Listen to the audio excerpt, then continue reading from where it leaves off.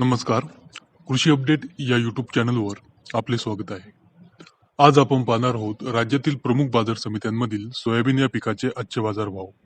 तत्पूर्वी जर आपण कृषी अपडेट यूट्यूब चॅनलवर नवीन असाल तर आमचा चॅनल सबस्क्राईब नक्की करा. चला तर पाहूया सोयाबीनचे आजचे बाजारभाव. अमरावती बाजार समिती आवक 4,989 क्विंटल, कमीत कमी दर 4,350 रुपये, जास्तीत जास्त दर 4,450, सरासरी दर 4,400. अकोला आवक 3,634 क्विंटल, कमीत कमी दर 4,000 रुपये, जास्तीत जास्त दर 4,430, सरासरी दर 4,295. कारंजा बाजार समिती आवक 3,000 क्विंटल, कमीत कमी दर 4,175 रुपये, जास्तीत जास्त दर 4,500, सरासरी दर 4,390. सिंधी आवक 1,374 क्विंटल, कमीत कमी दर 4,000 रुपये, जास्तीत जास्त दर 4,450, सरासरी दर 4,400.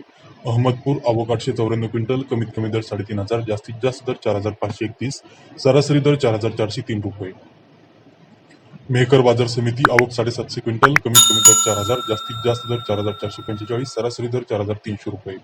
मलकापूर आवक 565 क्विंटल, कमीत कमी दर 3,825, जास्तीत जास्त दर 4,400, सरासरी दर 4,340 रुपये. चिखली आवक 370 क्विंटल, कमीत कमी दर 4,200, जास्तीत जास्त दर 4,441, सरासरी दर 4,320. माजलगाव आवक 355 क्विंटल, कमीत कमी दर 4,050, जास्तीत जास्त दर 4,430, सरासरी दर 4,400 रुपये. सिंधी आवक 353 क्विंटल, कमीत कमी दर 3,580, जास्तीत जास्त दर 4,300, सरासरी दर 4,200 रुपये.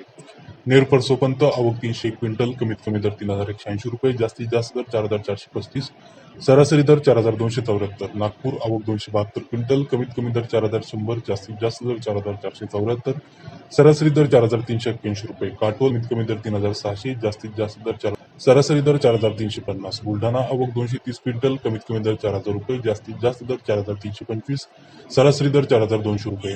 लासलगाव निफाड आवक 100 क्विंटल, कमीत कमी दर 4,170, जास्तीत जास्त दर 4,500, सरासरी दर 4,451 रुपये. तर हे होते राज्यातील प्रमुख बाजार समित्यांमधील सोयाबीन या पिकाचे आजचे बाजारभाव.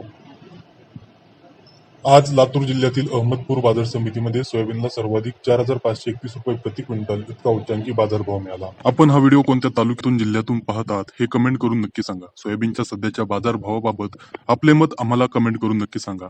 तसेच सोयाबीन बाजारभावाचे व्हिडिओ रेग्युलर पाहण्यासाठी कृषी अपडेट चॅनलला सबस्क्राईब नक्की करा. धन्यवाद.